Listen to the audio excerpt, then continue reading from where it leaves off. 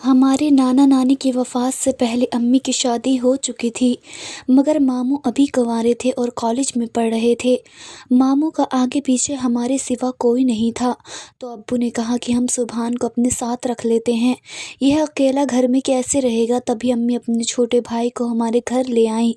ماموں ہمارے پاس رہنے لگے۔ ماموں نے اپنا مکان کرائے پر دے دیا اور کرائے کی رقم سے اپنی تعلیم کا خرچہ پورا کرنے لگے۔ جب تعلیم مکمل ہو گئی تو ابو نے بھاگ دوڑ کر انہیں ایک سرکاری محکمے میں کلرک لگوا دیا۔ یوں ماموں ایک اچھے عہدے پر فائز ہو گئے۔ وقت گزرنے لگا۔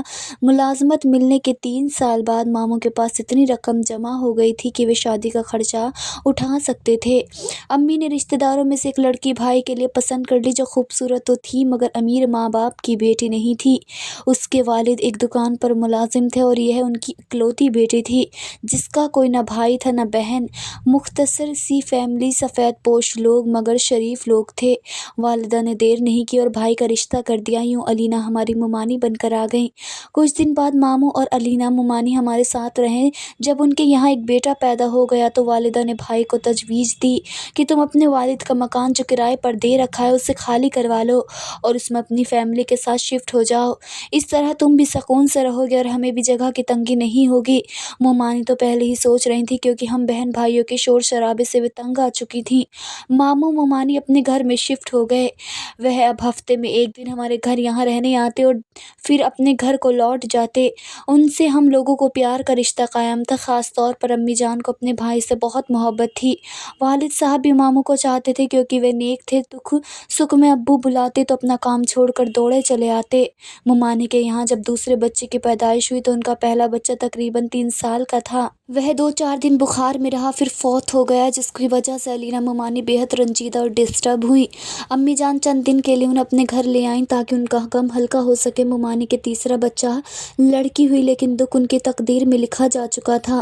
تیسرے کی پیدائش کے 6 ماہ بعد دوسرا والا وفات پا گیا۔ اللہ جانے کیا راز تھا کہ ان کے یہاں جو بھی اولاد ہوتی وہ زیادہ سے زیادہ 5 برس جی پاتی تھی۔ میں نے ماموں اور ممانی بہت دل برداشت رہتے تھے۔ وہ ممانی کہتی تھی کہ ان سے اچھا تھا اللہ مجھے بے اولاد ہی رکھتا۔ بار بار بچوں کے مرنے کا صدمہ مجھ سے نہیں سہا جاتا۔ اس بار جب وہ حاملہ ہوئی انہوں نے نہایت خضوع سے دعا مانگی، اللہ بے شک بیٹی دے دینا مگر زندہ رہنے والی دینا، بے شک اس کے بدلے میری جان لے لینا مگر اس کی موت کا صدمہ نہ دکھانا۔ جب امی کی پتہ چلا کہ وہ اس قسم کی دعائیں کرتی ہیں تو انہوں نے سمجھایا، علینا ایسی دعا کبھی منہ سے نہ نکالا کرو، کیا خبر کون سی گھڑی قبولیت کی ہو۔ اللہ سے دعا کرو کہ اللہ تمہیں زندہ رہنے والے بچے دے مگر تمہاری عمر بھی دراز ہو اور تم اپنے بچوں کی خود پرورش کر سکو۔ سوچو تو بغیر ماں کے بچے کیسے پلتے ہیں، پل بھی جائیں تو غیروں کے ہاتھوں میں ان کا کیا حشر ہوتا ہے۔ خدا کرے ہر بچہ جو اس دنیا میں آئے اپنے والدین کی چھاؤں میں اور ان کے زرِ سایہ پرورش پائے۔ خیر اسی طرح ممانی کی 2 لڑکیاں ہو گئیں مگر اس بدنصیب عورت کی وفات دوسری بیٹی کی پیدائش کے فوراً بعد ہو گئی۔ یوں معصوم بچیاں جو عمری میں بے سہارا ہو گئیں۔ ماموں جان اپنی بیوی کی وفات سے بہت پریشان تھے، جبکہ 2 چھوٹی بچیوں کو پالنے پوسنے کا بھی مسئلہ تھا، جن میں سے ایک ابھی صرف 1 دن کی تھی۔ انہوں نے امی سے استدعا کی کہ آپ ہی میری بچیوں کو پالیں، مجھے اور کسی پر بھروسہ نہیں اور نہ ہی کوئی اور ایسا ہے جسے میں پرورش کے لیے سونپ سکوں۔ یہ بات تو روز روشن کی طرح آئی تھی کہ ان بچیوں کو اب امی جان نے ہی پالنا اور سنبھالنا تھا۔ فی الحال ماموں جان نے دوسری شادی کے بارے میں بات کرنا بھی فضول سمجھا، کیونکہ وہ علینا سے بہت پیار کرتے تھے اور ان کی ناگہانی موت سے دکھ میں نیمزان ہو رہے تھے۔ پھر بچیاں اتنی کمسن تھیں کہ سوتیلی ماں بھی نہیں پالتی۔ امی بچیوں کو گھر لے آئیں اور ان کے پرورش میں لگ گئیں۔ ان کے اپنے بچے باشعور ہو چکے تھے اور ہم سب اسکول جانے لگے تھے۔ میری امی نے مددگار کے طور پر ایک ادھیڑ عمر غریب بیوہ خاتون کو ملازمہ رکھ لیا، جو بچوں کی پرورش میں ان کی مدد کرنے لگی۔ وقت گزرتا گیا مگر ماموں کا رجحان دوسری شادی کی طرف نہ ہوا۔ وہ بہت دل برداشتہ رہتے تھے کہ کہیں سوتیلی ماں ان کی معصوم کلیوں کو مصل نہ ڈالے اور وہ بچیاں ان سے جدا نہ ہو جائیں۔ میرے ماموں اپنے دل کے چمن کی ان معصوم تتلیوں کو دیکھ کر جیتے تھے۔ وقت گزرتا گیا، مہنور دعا جوان ہو گئی۔ ممانی کی وفات کو 16 سال بیت چکے تھے۔ ان کی دونوں بچیوں کو ماں بھی یاد نہیں تھی، چھوٹی والی نے دیکھا تک نہیں تھا۔ وہ میری امی کو ہی اپنی ماں سمجھتی اور پھپھو کے بجائے اماں کہہ کر بلاتی تھی۔ میری ماں نے بھی ان کی پرورش پیار سے کی اور محرومی کا احساس نہ ہونے دیا۔ لیکن سگی ماں اور دوسری عورت چاہے کتنی بھی محبت سے پالے، کچھ نہ کچھ فرق ہوتا ہے۔ ماموں کی سب سے بڑی بیٹی مہنور کو کبھی کبھی بخار آ جاتا تھا۔ اماں گھریلو ٹوٹکے شروع کر دیتی یا پھر قریبی کلینک کے ڈاکٹر سے دوا لے کر کھلا دیتی تو بچی کا بخار اتر جاتا۔ جب وہ 10 سال کی تھی تب سے یہ سلسلہ چلنا شروع ہوا تھا۔ کبھی کبھی بخار آتا اور پھر اتر جاتا، مگر جب وہ 16 سال کی ہوئی تو ہلکا ہلکا بخار مستقل رہنے لگا۔ والدہ نے دھیان نہیں دیا کہ ایکس رے کراتی یا پھر کسی بڑے ڈاکٹر کے پاس لے جاتی۔ بچی بھی بے حد صبر والی ثابت ہوئی تھی، وہ اپنی تکلیف کا ذکر کسی سے نہیں کرتی تھی۔ ایک دن ماموں آئے تو وہ بولے، میں کچھ دنوں سے نوٹ کر رہا ہوں کہ مہنور تھکی تھکی سی لگتی ہے اور رنگ بھی زرد ہو رہا ہے، پاپا اسے کیا ہو گیا ہے؟ امی نے جواب دیا، بھائی جب کبھی بچیوں کو بخار ہو جاتا ہے تو فوراً ڈاکٹر کے پاس لے جاتی ہوں، ٹھیک ہو جاتی ہے۔ معمولی بخار، کھانسی، نزلہ وغیرہ موسم کی تبدیلی سے ہو جاتا ہے، بچے یوں ہی لوٹ پھوٹ کر ٹھیک ہو جاتے ہیں۔ تم فکر مت کرو، بڑے ڈاکٹروں کو دکھاؤں گی، لیکن تم اب اس کی شادی کی فکر کرو۔ بچیاں کبھی مرجھا جائیں تو شادی کے بعد ٹھیک ہو جاتی ہیں۔ ماموں نے کہا، آپا تو پھر تم ان کی شادی کے بارے میں سوچو، میرا من کرتا ہے کہ تم مہنور کو اپنی بہو بنا لو، تمہارے ہاتھوں کی پلی ہے، گھر کی بچی گھر میں ہی رہے گی تو ہم دونوں کو سکھ رہے گا۔ ہم 2 بہنیں تھیں اور ہمارے بعد 2 بھائی تھے جو اب تعلیم مکمل کر چکے تھے اور کاروبار میں والد صاحب کے شریک ہو گئے تھے۔ میری والدہ کو میرے بھائیوں کی شادی کی فکر تھی، بلکہ کئی گھروں میں ان کی لڑکیاں دیکھنے بھی گئی تھی، مگر اپنے مطلب کی بہو مل نہیں پا رہی تھی۔ ماموں نے انہیں یاد دلایا کہ جب اپنے گھر میں لڑکیاں ہیں، میری 2 بچیاں ہیں اور تمہارے 2 بچے ہیں تو پھر گھر گھر جھانکنے کی کیا ضرورت ہے؟ والدہ نے بے شک بھائی اور بھتیجوں سے پیار کیا، انہیں ماں بن کر پالا، مگر جب اپنے لڑکوں کی شادی کا مسئلہ آیا تو وہ ایک دم کاروباری ہو گئی۔ بیچارے ماموں کی قلیل آمدنی تھی اور معمولی سرکاری ملازم تھے، جبکہ والد کا کاروبار سیٹ تھا، وہ لاکھوں میں کھیل رہے تھے۔ والدہ کا مزاج بھی دولت کی ریل پیل نے بدل دیا تھا اور اب وہ امیر گھرانوں سے بہوئیں لانا چاہتی تھیں۔ انہوں نے بھائی کو 2 ٹوک جواب دے دیا کہ جلدی نہ کرو، میں ان کے لیے بہت اچھے گھر کا رشتہ دیکھ رہی ہوں۔ مہنور میرے بیٹے کو اپنا بھائی سمجھتی ہے اور وہ بھی اسے بہن مانتا ہے، ایسے میں دونوں ایک دوسرے کو کسی اور رشتے سے قبول نہیں کریں گے۔ باقی تمہاری چھوٹی بیٹی 1-2 بہت اچھے گھرانے سے رشتے آئے ہوئے ہیں، میرا چھوٹا لڑکا فی الحال شادی نہیں کرنا چاہتا، اسی دوران اگر تمہاری لڑکیوں کا رشتہ آ گیا تو میں کر دوں گی۔ میں لڑکیوں کو بہت دیر تک گھر بٹھائے رکھنے کے حق میں نہیں ہوں، اپنی لڑکیوں کی شادی بھی میں نے 16 سال کی عمر میں کر کے انہیں اپنے گھر کا کر دیا تھا۔ بیچارے ماموں محبت کرنے والی بہن کا ٹکا سا جواب سن کر خاموش ہو گئے، حالانکہ ان کی دلی خواہش تھی کہ کم سے کم ان کی بڑی بیٹی کا رشتہ امی جان اپنے بیٹے سے کر دے، کیونکہ وہ بڑے بھائی کو بہت پسند کرتے تھے۔ مگر میری ماں نے دولت کے جھوم میں آ کر بھائی کو انکار کر دیا اور تسلی دی کہ فکر مت کرو، تمہاری لڑکیوں کے رشتے بھی میں کرواؤں گی کہ تم دیکھتے ہی رہ جاؤ گے۔ بہن کی باتوں سے بھائی کا دل اندر سے ٹوٹ گیا، مگر زبان سے کچھ نہیں کہا۔ پہلے ہی بہن کا یہ احسان کم تھا کہ ان کی بچیوں کو پالا پوس کر بڑا کر دیا تھا، وہ بد دل ہو کر ٹوٹ گئے تھے۔ ادھر امی نے مہنور کا رشتہ اپنے سسرال میں ایک نارمل سے گھر میں طے کر دیا، لڑکے کا نام شہاب زیب تھا۔ یوں شادی کی تاریخ رکھ دی گئی۔ ماموں کے دل میں میل جاتا رہا، کیونکہ امی جان ان کے سارے کام کر رہی تھی اور جہیز بھی اپنی طرف سے ٹھیک ٹھاک بنا کر دیا تھا۔ مہنور کو بہت خوش قسمت کہا جا رہا تھا کہ اس کی قسمت اس قدر جلدی کھل گئی، اچھا گھرانہ مل گیا تھا، کیا پتا تھا کہ اس کی بد قسمتی خوش قسمتی کے پردے میں چھپی ہے۔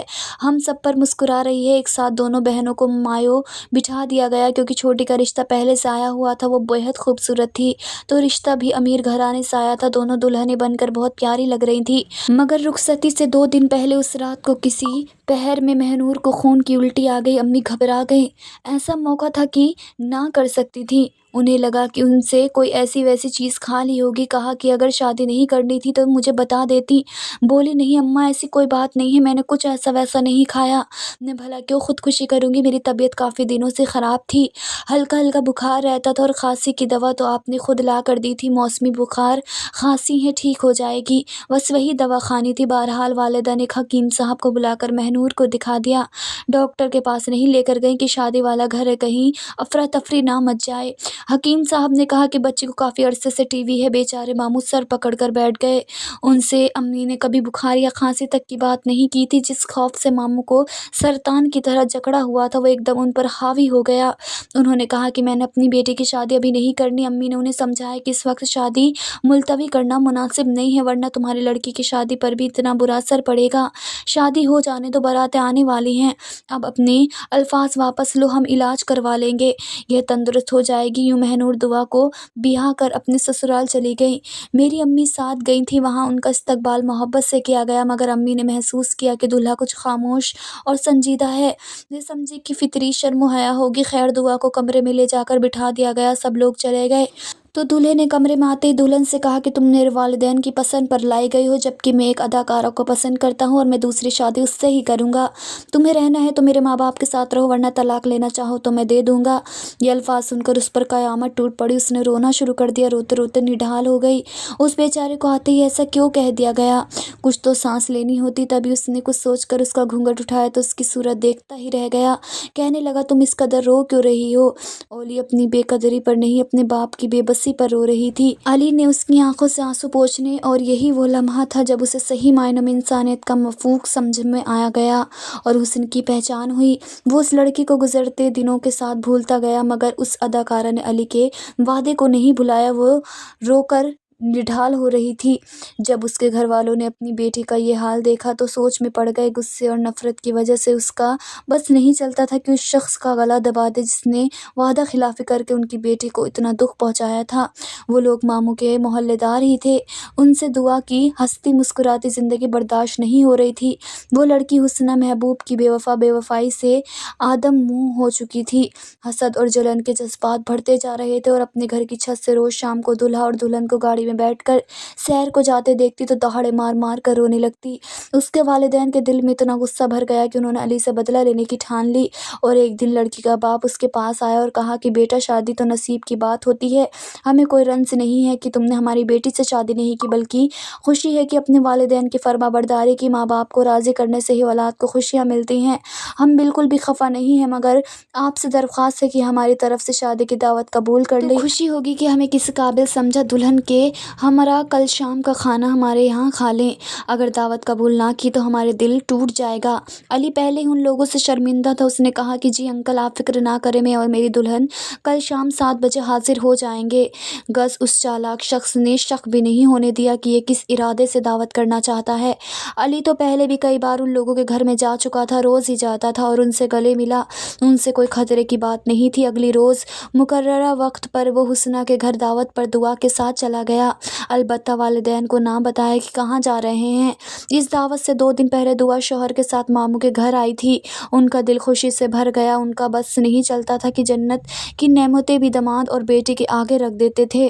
خیر، بعد میں 1 دن رہ کر واپسی چلی گئی۔ شادی کے بعد ان 15-20 دنوں میں اس قدر حسین ہو گئی تھی کہ اس پر نظر نہیں ٹک رہی تھی۔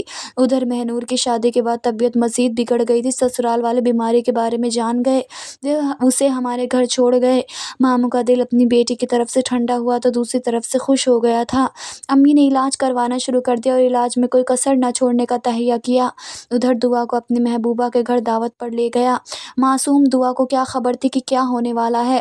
سب نے ایک میز پر کھانا کھایا، مگر جانے کس مہارت سے انہوں نے دعا کے سامنے رکھی پلیٹ میں کوئی چیز ڈال دی، جس پر چاول ڈال کر اس نے کھا لیے، مگر اسے کچھ محسوس نہ ہوا۔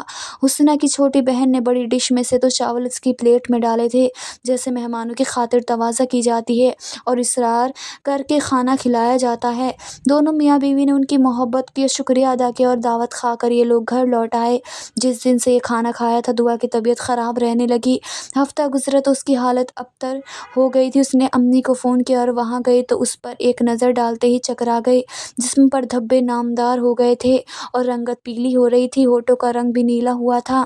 امی نے لاکھ پوچھا تو کہنے لگے کہ کچھ نہیں ہے، بس جسم میں جان نہیں رہی۔ وہ اسے اپنے ساتھ گھر لے آئیں اور ایک حکیم کو بلا کر چیک کروایا۔ حکیم نے دیکھتے ہی کہا کہ کسی نے کھانے میں کچھ ملا کر دیا ہے، ابھی میرے پاس اس کا علاج نہیں ہے، آپ ڈاکٹر کو دکھائیے، مگر میرے نزدیک یہ 2-4 دن کی مہمان ہیں۔ امی گھبرا گئی اور ماموں صدمے سے بے ہوش ہو گئے۔ ابو بھی پریشان تھے۔ انہوں نے علی کو فون کر کے صورتحال بتائی۔ وہ بھاگ کر آیا، مگر دعوت کا نہ بتایا کہ کس کے گھر کھانا کھایا تھا، مگر اس نے بھی ساتھ ہی کھانا کھایا تھا اور اسے کچھ نہیں ہوا تھا۔ ایک دن کی تکلیف کے بارے میں دعا ہم سب کو چھوڑ کر چلی گئی۔